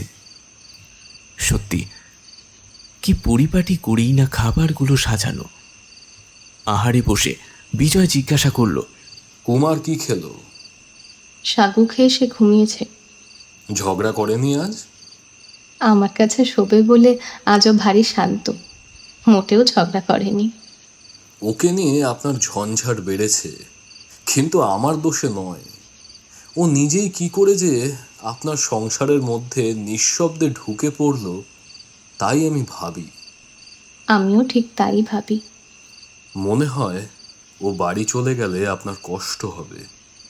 নিয়ে যাবার আগে কিন্তু আপনাকে একটি কথা দিয়ে যেতে হবে। আপনাকে চোখ রাখতে হবে ও যেন কষ্ট না পায়। কিন্তু আমি তো বাইরের নানা কাজে ব্যস্ত থাকি, কথা রাখতে পারবো বলে আমার ভরসা হয় না। তাহলে আমার কাছে ওকে দিয়ে যেতে হবে। আপনি ভুলে যাচ্ছেন যে সে আরো অসম্ভব। এই বলে বিজয় হেসে খাওয়ায় মন দিল। একসময় বলল, আমার বৌদিদের আসার কথা ছিল, কিন্তু তারা বোধ করি আর এলেন না। কেন? যে খেয়ালে বলেছিলেন সম্ভবত সেটা কেটে গেছে। শহরের লোক পাড়াগায়ে সহজে পা বাড়াতে চান না। এ এক প্রকার ভালোই হয়েছে। একা আমি তো যথেষ্ট অসুবিধে ঘটিয়েছি, তারা এলে সেটা বাড়ত। অনুরাধা এই কথার প্রতিবাদ জানিয়ে বলল, এ কথা বলা আপনার অন্যায়। বাড়ি আমার নয়, আপনাদের। তবু আমি সমস্ত জায়গা জুড়ে বসে থাকবো, তারা এলে রাগ করব, এর চেয়ে অন্যায় হতেই পারে না। আমার সম্বন্ধে এমন কথা ভাবা আমার প্রতি সত্যিই আপনার অবিচার। যত দয়া আমাকে করেছেন, আমার দিক থেকে এই কি তার প্রতিদান? এত কথা এমন করে সে আগে কখনো বলেনি।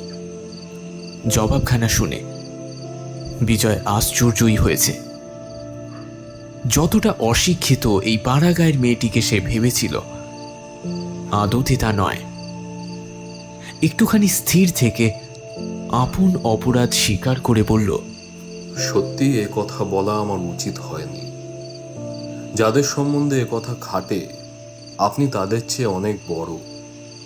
কিন্তু 2-3 দিন পরেই আমি বাড়ি চলে যাব। এখানে এসে প্রথমে আপনার প্রতি নানা দুর্ব্যবহার করেছি, কিন্তু সেটা করেছি না জানার জন্যে। অথচ সংসারে এমনই হয়, এমনই ঘটে। তবু যাবার আগে আমি গভীর লজ্জার সঙ্গে আপনার ক্ষমা ভিক্ষা করি। অনুরাধা মৃদু কণ্ঠে বলল, ক্ষমা আপনি পাবেন না। পাবো না কেন? এসে পর্যন্ত যে অত্যাচার করেছেন তার ক্ষমা নেই। এই বলে সে হেসে ফেলল। প্রদীপের স্বল্প আলোকে তার হাসি মুখখানা বিজয়ের চোখে পড়েছে। মুহূর্তকালের এক অজানা বিস্ময় সমস্ত অন্তরটা দুলিয়ে উঠেই আবারও স্থির হল। ক্ষণকাল নির্বাক থেকে সে বলল, সেই ভালো, ক্ষমায় কাজ নেই। অপরাধী বলেই যেন চিরকাল মনে পড়ে। ওরা দুজনেই নীরব। মিনিট 2-3 ঘন্টা সম্পূর্ণ নিস্তব্ধ হয়ে রইল। নিস্তব্ধতা ভঙ্গ করল স্বয়ং অনুরাধা এই কথা জিজ্ঞাসা করে, আপনি আবার কবে আসবেন? মাঝে মাঝে আসতেই হবে জানি, কিন্তু দেখা আর হবে না। উল্টো দিক থেকে এর কোনো প্রতিবাদ আসলো না। বোঝা গেল এটাই সত্য। খাওয়া শেষ হলে বিজয়ের বাইরে যাওয়ার সময় অনুরাধা বলল, ঝুড়িটায় অনেক রকম তরকারি আছে, কিন্তু বাইরে আর পাঠালুম না। কাল সকালেও আপনি এখানেই খাবেন। তথাস্তু। কিন্তু বুঝেছেন বোধ করি, সাধারণের চেয়ে খিদেটা আমার বেশি। নইলে প্রস্তাব করতুম যে শুধু সকালে নয়, নেমন্তন্নর মেয়াদটা বাড়িয়ে দিন। যে কটা দিন থাকি আপনার হাতে খেয়েই যেন বাড়ি চলে যেতে পারি। সে আমার সৌভাগ্য।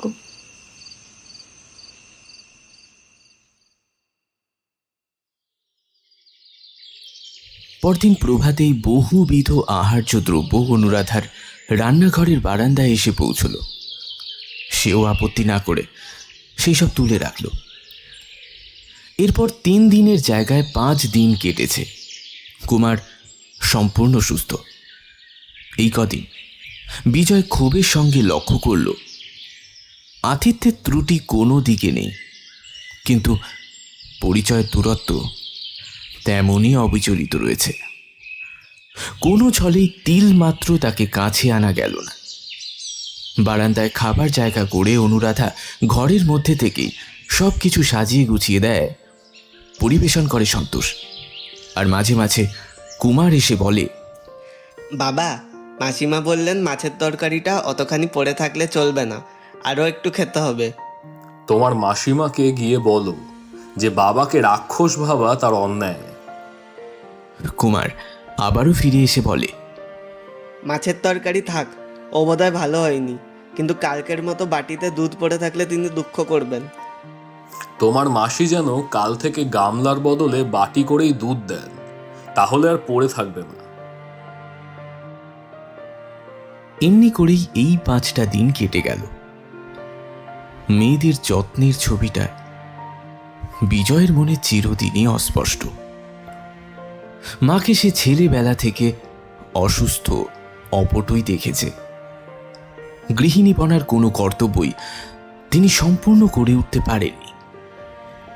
নিজের স্ত্রীও মাত্র 2 বছর জীবিত ছিল, তখন তার পাঠ্যাবস্থা। এরপর দীর্ঘকাল কেটেছে সুদূর প্রবাসে। সেদিকের অভিজ্ঞতারও ভালো মন্দ অনেক স্মৃতি মাঝে মাঝে তার মনে পড়ে, কিন্তু সমস্তই যেন অবাস্তব, কোনো বইয়ে পড়া কল্পনার কাহিনী। জীবনের সত্যিকারের প্রয়োজনে একেবারে সম্বন্ধবিহীন। আর আছে তার দাদার স্ত্রী প্রভাময়ী। যে পরিবারে বউ দিদিদের বিচার চলে, ভালো মন্দের আলোচনা হয়, সে পরিবার কোনোদিনই তাদের ছিল না। মাকে অনেক দিন কাঁদতে দেখেছে, বাবা বিরক্ত বিমর্ষ হয়েছেন, কিন্তু এই সকল বিষয় বিজয়ের অসঙ্গত অনধিকার চর্চা বলে মনে হয়েছে।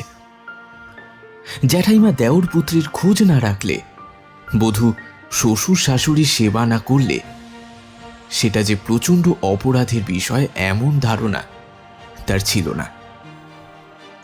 তার নিজের স্ত্রীকেও অনুরূপ আচরণ করতে দেখলে সে যে খুব একটা মর্মাহত হতো তাও নয়, কিন্তু তার এতকালের ধারণা এই শেষের 5টা দিন যেন ধাক্কা দিয়ে নড়বড়ে করে দিল। আজ সন্ধ্যা ট্রেনে তার যাত্রা করবার সময় চাকর সমস্ত জিনিসপত্র বেঁধে প্রস্তুত করছে, আর মাত্র ঘন্টা কয়েক দেরি। এমন সময় সন্তোষ এসে আড়াল থেকে বলল, মাসিমা খেতে ডাকছেন। এমন সময়? হ্যাঁ, বলেই সে সরে পড়ল। বিজয় যথারীতি ভিতরে এসে লক্ষ্য করল বারান্দায় সেই একইভাবে আসন পেতে খাবার বাড়া রয়েছে। মাসির গলা ধরে কুমার ঝুলছিল। তার হাত থেকে নিজেকে মুক্ত করে অনুরাধা রান্নাঘরে গিয়ে প্রবেশ করল। বিজয় আসনে বসে বলল, এ কি ব্যাপার? অন্দর থেকেই অনুরাধা বলল, 2টি খিচুড়ি রেঁধে রেখেছি, খেতে বসুন। জবাব দিতে গিয়ে আজ বিজয়কে একটু গলাটা পরিষ্কার করে নিতে হলো। বলল, আহা, অসময়ে আবার কেন কষ্ট করতে গেলে? আর যদি করলেনি, খানকতক লুচি ভেজে নিলেই হতো। লুচি তো আপনি খান না। বাড়ি পৌঁছতে রাত্রি 2-3টে বাজবে। না খেয়ে উপোস করে গেলে কি আমার কষ্ট কম হবে? কেবলই মনে পড়বে ছেলেটা না খেয়ে গাড়িতে ঘুমিয়ে পড়েছে। শুনে বিজয় নীরবে কিছুক্ষণ আহার করে তারপর বলল, বিনোদকে বলে গেল সে যেন আপনাদের দেখে। যে কটা দিন এ বাড়িতে আছেন যেন অসুবিধে কিছু না হয়। আবারও কিছুক্ষণ নীরব থেকে তারপর বলল, আর একটা কথা জানিয়ে যাই, যদি দেখা হয় গগনকে বলবেন আমি তাকে মাফ করেছি, কিন্তু এ গায়ে যেন সে আর না আসে, তাহলে আমি ক্ষমা করব না। কখনো দেখা হলে তাকে জানাবো। এই বলে অনুরাধা ক্ষণকাল মৌন থাকল। তারপর বলল, মুশকিল হয়েছে কুমারকে নিয়ে। আজ সে কিছুতেই যেতে চাইছে না, অথচ কেন যে চাইছে না তাও বলে না। বলতে চায় না কারণ ও নিজেই জানে না, অথচ মনে মনে বোঝে ওখানে গেলে তার কষ্ট হবে। কষ্ট কেন হবে? সে বাড়ির নিয়মই ওই। কিন্তু হলোই বা কষ্ট, এর মধ্যে দিয়েই তো এত বড় হলো। তাহলে গিয়ে আর কাজ নেই, থাক আমার কাছে। আমার আপত্তি নেই, কিন্তু বড় জোর এই মাসটা, তার বেশি তো থাকতে পারবে না, তাতে লাভ কি? আবারও উভয়ের মুখে মৌনতা বিরাজ করছে। সহসা মৌনতা ভেঙে অনুরাধা বলল, ওর বিমাতা যিনি আসবেন শুনেছি শিক্ষিতা মেয়ে। হ্যাঁ, তিনি বিএ পাশ করেছেন। কিন্তু বিয়ে পাশ তো ওর জ্যাঠাইমাও করেছেন। নিশ্চয়ই করেছেন, কিন্তু বিএ পাশের কেতাবের মধ্যে দেওরপোকে যত্ন করবার কথা লেখা নেই। সে পরীক্ষা তাকে কোনোদিন দিতে হয়নি। কিন্তু রুগ্ন শ্বশুর শাশুড়ি, সে কথাও কি কেতাবে লেখে না? না, এ প্রস্তাব আরও হাস্যকর। হাস্যকর নয় এমন কি কিছু আছে? আছে। বিন্দুমাত্র অনুযোগ না করাই হচ্ছে আমাদের সমাজের সুভদ্র বিধি। আবারও অনুরাধা ক্ষণকালের জন্য মৌন থেকে তারপর বলল, এই বিধি আপনাদেরই থাক, কিন্তু যে বিধি সকলের সমান সে হচ্ছে এই যে ছেলের চেয়ে বিয়ে পাশ বড় নয়, এমন মেয়েকে ঘরে আনা অনুচিত। কিন্তু কাউকে না কাউকে তো আনতে হবেই। যে আবহাওয়ার মধ্যে গিয়ে আমরা দাঁড়িয়েছি, সেখানে বিয়ে পাশ না হলে মানও বাঁচে না, মনও বোঝে না, এবং বোধহয় ঘরও চলে না। মা বাপ মরা বোন পর্যন্ত গাছতলা শিকার করে নিতে চায়, এমন মেয়ে নিয়ে আমাদের বনবাস করা চলে, কিন্তু সমাজে বাস করা চলে না। না, সে হবে না। একজন নির্দয় বিমাতার হাতে তুলে দিতে ওকে আপনি পারবেন না। সে ভয় নেই, কারণ তুলে দিলেও হাত থেকে আপনিই গড়িয়ে খুমার নিচে এসে পড়বে। কিন্তু তাই বলে তিনি নির্দয় নন। আমার ভাবী পত্নীর সম্পর্কে আপনার কথার কিন্তু আমি তীব্র প্রতিবাদ করছি। মার্জিত রুচিসম্মত উদাস অবহেলায়, তাদের নেতিয়ে পড়া আত্মীয়তায় বর্বরতার লেশ কিন্তু নেই। ও দোষটা দেবেন না। প্রতিবাদ যত খুশি করুন, কিন্তু জিজ্ঞাসা করি নেতিয়ে পড়া আত্মীয়তার মানেটা হলো কি? ও আমাদের বড় সার্কেলের পারিবারিক বন্ধন।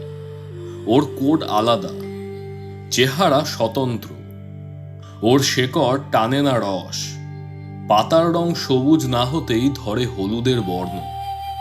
আপনি পাড়াগায়ে গৃহস্থ ঘরের মেয়ে, স্কুল কলেজ পড়ে পাশ করেননি, পার্টিতে পিকনিকে মেশেননি। ওর নিগুড় অর্থ আমি আপনাকে ঠিকমতো বোঝাতে পারবো না। কেবল এইটুকু আশ্বাস দিতে পারি, কুমারের বিমাতা এসে তাকে বিষ খাওয়াবার আয়োজনও করবে না, আবার চাবুক হাতে তাড়া করেও বেড়াবেন না, কারণ সেটা মার্জিত রুচি বিরুদ্ধ আচরণ। সুতরাং সেই দিকে আপনি নির্ভয় হতে পারেন। আমি তার কথা ছেড়ে দিলুম, কিন্তু আপনি নিজে দেখবেন, কথা দিন। এই আমার মিনতি।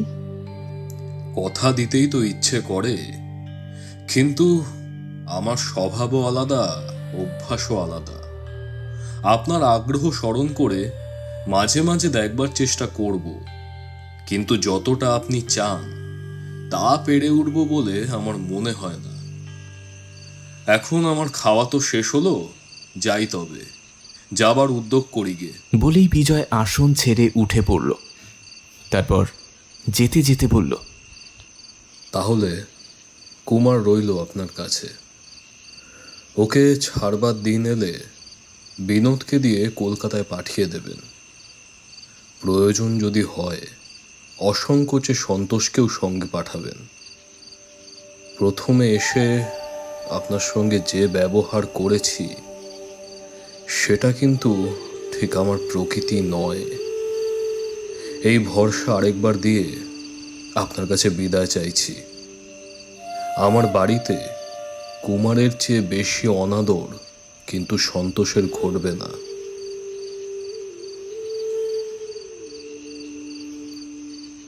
বাড়ির সম্মুখে ঘোড়ার গাড়ি দাঁড়িয়ে জিনিসপত্র বোঝাই করে দেওয়া হচ্ছে।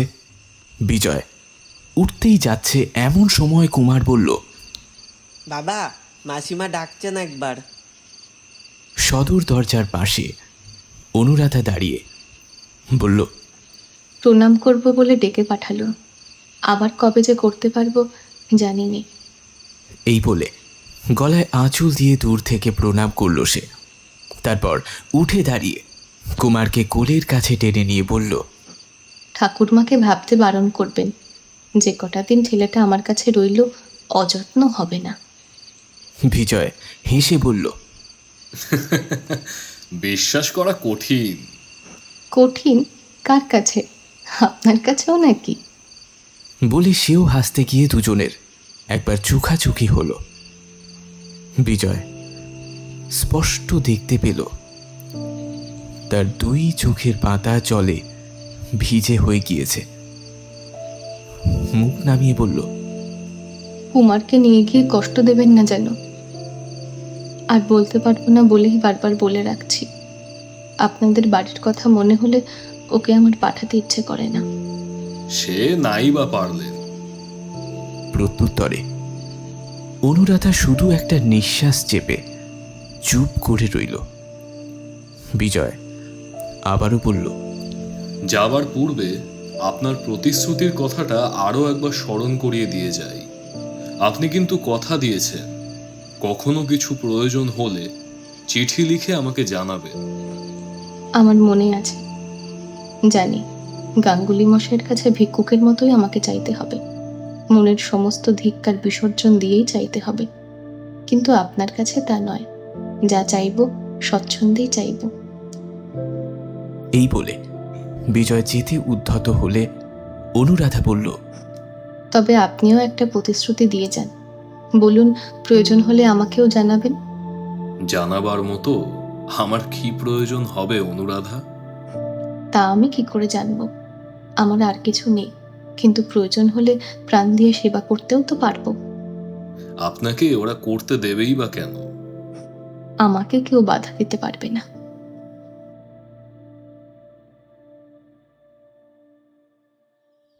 এদিকে কুমার আসেনি দেখে মা আতঙ্কে শিউরে উঠলেন। সে কি কথা রে? যার সঙ্গে ঝগড়া তার কাছেই রেখে এলি?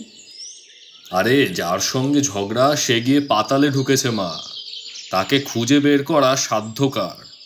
তোমার নাতি রইল তার মাসির কাছে, দিন কয়েক পরেই ফিরে আসবে। হঠাৎ মাসি এলো কোথা থেকে রে? এই ভগবানের তৈরি সংসারে হঠাৎ কে যে কোথা থেকে এসে পৌঁছায় মা, কেউ বলতে পারে না। যে তোমার টাকা কড়ি নিয়ে ডুব মেরেছে এ সেই গগন চাটুর্যেরই ছোট বোন। বাড়ি থেকে একেই তাড়াবো বলে লাঠিসোঁঠা পেয়াদা পাইক নিয়ে রণসজ্জায় যাত্রা করেছিলাম, কিন্তু তোমার আপন নাতি করলে গোল। এমনই তার আঁচল চেপে রইল যে দুজনকে একসঙ্গে না তাড়ালে আর তাকে তাড়ানো চলল না। মা ব্যাপারটা আন্দাজ করেই জিজ্ঞাসা করলেন, কুমার বুঝি তার খুব অনুগত হয়ে পড়েছে? মেয়েটা খুব যত্নার্তি করে বুঝি? বাছা যত্ন তো কখনো পায় না। এই বলে তিনি নিজের অস্বাস্থ্যের কথা স্মরণ করে একটা দীর্ঘ নিঃশ্বাস ফেললেন। বিজয় বলল, আরে আমি তো ছিলাম বাইরে, বাড়ির ভেতরে কে কাকে কি যত্ন করতো আমি তা চোখে দেখিনি। কিন্তু আসবার সময় কুমার মাসিকে ছেড়ে কিছুতেই আসতে চাইল না। এত কথা বলবার পরেও মায়ের তথাপি সন্দেহ ঘুচল না। বললেন, ওরা পাড়াগাঁয়ের মেয়ে, কত রকম জানে, সঙ্গে না এনে ভালো করিসনি বাবা। তুমি নিজে পাড়াগাঁয়ের মেয়ে হয়ে পাড়াগাঁয়ের মেয়ের বিরুদ্ধেই নালিশ করছো। শেষকালে তোমার বিশ্বাস গিয়ে পড়লো বুঝি শহরের মেয়েদের ওপর। শহরের মেয়ে, তাদের চরণে কোটি কোটি নমস্কার। এই বলে মা তার 2 হাত কপালে ঠেকালেন। বিজয় মায়ের কীর্তি দেখে হেসে ফেলল। মা বললেন, হাসছিস কি রে? আমার দুঃখ কেবল আমিই জানি, আর জানেন তিনি। বলতে বলতে তার 2 চোখ ছলছল করে আসলো। বললেন, আমরা যখনকার সে পাড়াগা কি আর আছে বাবা? দিনকাল সব বদলে গেছে। অনেক বদলেছে, কিন্তু যতদিন তোমরা বেঁচে আছো বোধহয় তোমাদের পুণ্যেই এখনো বেশ কিছু জিনিস বদলানো বাকি আছে মা। একেবারে লোপ পায়নি, তারই একটুখানি এবার দেখে এলো। কিন্তু তোমাকে যে সে জিনিস দেখানোর জো নেই, এই দুঃখটাই মনে রইল। এই বলে সে অফিসে বেরিয়ে গেল। অফিসের কাজে তাড়াতেই ব্যস্ত হয়ে তাকে চলে আসতে হয়েছে এখানে। বিকেলে অফিস থেকে ফিরে বিজয় ও মহলে বৌদিদির সঙ্গে দেখা করতে গিয়েছে। গিয়ে দেখল সেখানে আরেক কুরুক্ষেত্র কাণ্ড। প্রসাধনের জিনিসপত্র ইতস্ততভাবে বিক্ষিপ্ত অবস্থায় পড়ে আছে। দাদা ইজি চেয়ারের হাতলে বসে প্রবল কণ্ঠে বলছেন, কখনো না, যেতে হয়তো একলা যাও। অকস্মাৎ বিজয়কে দেখে প্রভা হাউমাউ করে কেঁদে ফেলল। ঠাকুরপো, তারা যদি শীতাংশুর সঙ্গে অনিতার বিয়ে ঠিক করে থাকে, সে কি আমার দোষ? আজ পাকা দেখা উনি বলছেন যাবেন না, তার মানে আমাকেও যেতে দেবেন না। তুমি জানতে না বলতে চাও আমাদের সঙ্গে এই জোচ্চুরি চালাবার এতদিন কি দরকার ছিল? কথাটা সহসা ধরতে না পারায় বিজয় হতবুদ্ধি হয়েছে, কিন্তু বুঝতেও বিশেষ একটা বিলম্ব হলো না। বলল, আরে হয়েছেটা কি বলতো?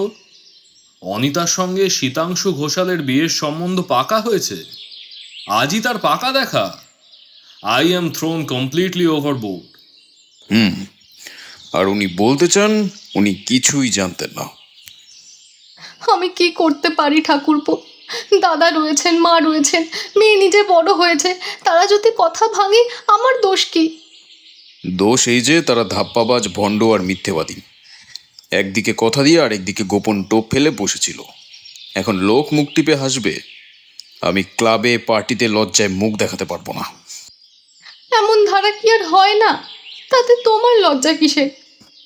আমার লজ্জা সে তোমার বোন বলে, আমার শ্বশুর বাড়ির সবাই জোচ্চোর বলে, আর তাতে তোমারও একটা বড় অংশ আছে বলে। দাদার মুখের প্রতি চেয়ে এবারে বিজয় হেসে ফেলল, কিন্তু তৎক্ষণাৎ হেট হয়ে প্রভার পায়ের ধুলো মাথায় নিয়ে প্রসন্ন মুখে বলল, বৌদি দাদা যতই গর্জন করুন, আমি রাগ বা দুঃখ তো করবই না। বরঞ্চ সত্যিই যদি এতে তোমার অংশ থাকে, তোমার কাছে আমি চিরকৃতজ্ঞ থাকব। তারপর দাদার দিকে মুখ ফিরিয়ে বলল, দাদা, রাগ করা তোমার সত্যিই বড় অন্যায়। এ ব্যাপারে কথা দেওয়ার তো কোনো অর্থই নেই যদি পরিবর্তনের সুযোগ থাকে। বিয়েটা তো ছেলে খেলা নয়। শীতাংশু আইসিএস হয়ে ফিরছে, সে একটা বড় দরের লোক। অনিতাও দেখতে ভালো, বিএ পাশ করেছে। আর আমি এখানেও পাশ করিনি, বিলেতেও 7-8 বছর কাটিয়ে একটা ডিগ্রিও জোগাড় করতে পারিনি। সম্প্রতি কাঠের দোকানে কাঠ বিক্রি করে খাই, না আছে পদ, না আছে পদগৌরব, না আছে খেতাব। অনিতা কোনো অন্যায় করেনি দাদা। 100 বার অন্যায় করেছে। তুই বলতে চাস এতে তোর কোনো কষ্টই হয়নি? দাদা, তুমি গুরুজন, মিথ্যে কথা বলবো না। এই যে তোমার পা ছুঁয়ে বলছি, আমার এতটুকু দুঃখ নেই। নিজের পুণ্যে তো নয়, কার পুণ্যে যে ঘটনা ঘটল তা আমি জানি নে, কিন্তু মনে হচ্ছে আমি যেন বেঁচে গেলুম। বৌদি, চলো আমি তোমাকে নিয়ে যাই। দাদার ইচ্ছে হয় রাগ করে ঘরে বসে থাকুন, কিন্তু আমরা চলো তোমার বোনের পাকা দেখায় পেট পুড়ে খেয়ে আসি গিয়ে। তুমি কি আমাকে ঠাট্টা করছো ঠাকুরপো? না বৌদি, ঠাট্টা করিনি। আজ একান্ত মনে তোমার আশীর্বাদ প্রার্থনা করছি। তোমার বরে ভাগ্য যেন এবার আমার দিকে মুখ তুলে চায়। কিন্তু আর দেরি করো না, তুমি কাপড় পরে না, আমিও অফিসের পোশাকটা ছেড়ে আসি গিয়ে। বলে সে দ্রুত চলে যাচ্ছিল। এমন সময় দাদা বললেন, তোর নেমন্তন্ন নেই, তুই সেখানে যাবে কি করে? বিজয় থমকে দাঁড়ালো, বলল, তা বটে, তারা হয়তো লজ্জা পাবে, কিন্তু বিনা আহ্বানে কোথাও যেতেই আজ আমার সংকোচ নেই। ছুটতে গিয়ে আমার বলতে ইচ্ছা করছে, অনিতা তুমি আমাকে ঠকাওনি, তোমার ওপর আমার কোনো রাগ নেই, জ্বালা নেই। প্রার্থনা করি তুমি সুখী হও। দাদা, আমার মিনতি রাখো, রাগ করে থেকো না। বৌদিকে নিয়ে যাও, অন্তত আমার হয়ে অনিতাকে আশীর্বাদ করে এসো তোমরা। দাদা এবং বৌদি উভয় হতবুদ্ধির মতো তার প্রতি চেয়ে রইল। সহসা উভয়েরই চোখে পড়ল বিজয়ের মুখে সত্যি বিদ্রুপের কোনো চিহ্ন নেই। ক্রোধের, অভিমানের লেশমাত্র ছায়া তার কণ্ঠস্বরে পড়েনি। সত্যি যেন কোনো সুনিশ্চিত বিপদের ফাঁস এড়িয়ে তার মন অকৃত্রিম পুলকে ভরে উঠেছে। বোনের কাছে এই ইঙ্গিত মোটেই উপভোগ্য নয়। অপমানের ধাক্কায় প্রভার অন্তরটা সহসা যেন চলে গেল। কি যেন একটা বেশ বলতেও যাচ্ছিল, কিন্তু তার কণ্ঠ রুদ্ধ হয়েছে। বিজয় বলল, বৌদি, আমার সকল কথা বলবার সময় আজও আসেনি, কখনো আসবে কিনা তাও জানি না। যদি আসে কোনো দিন, সেদিন কিন্তু তুমিও বলবে, ঠাকুরপো তুমি ভাগ্যবান ভাই, তোমাকে আশীর্বাদ করি।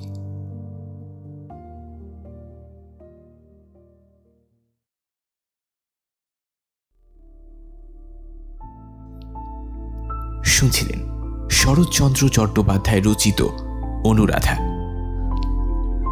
আমাদের আজকের গল্পের মূল চরিত্র অনুরাধার পাশাপাশি প্রভাময়ীর কণ্ঠে অমৃতা, বিজয়ের ভূমিকায় রোহন, বিনোদ এবং দারোয়ানের চরিত্রে সম্রাট, গগন চাটুর্যে রায়ান ওরফে শুক্লজিৎ, বিজয়ের বড় ভাই অজয়ের ভূমিকায় অরুণাভ, বিজয়ের মাতৃকণ্ঠে নিবেদিতা, কুমারের গলায় শিবম।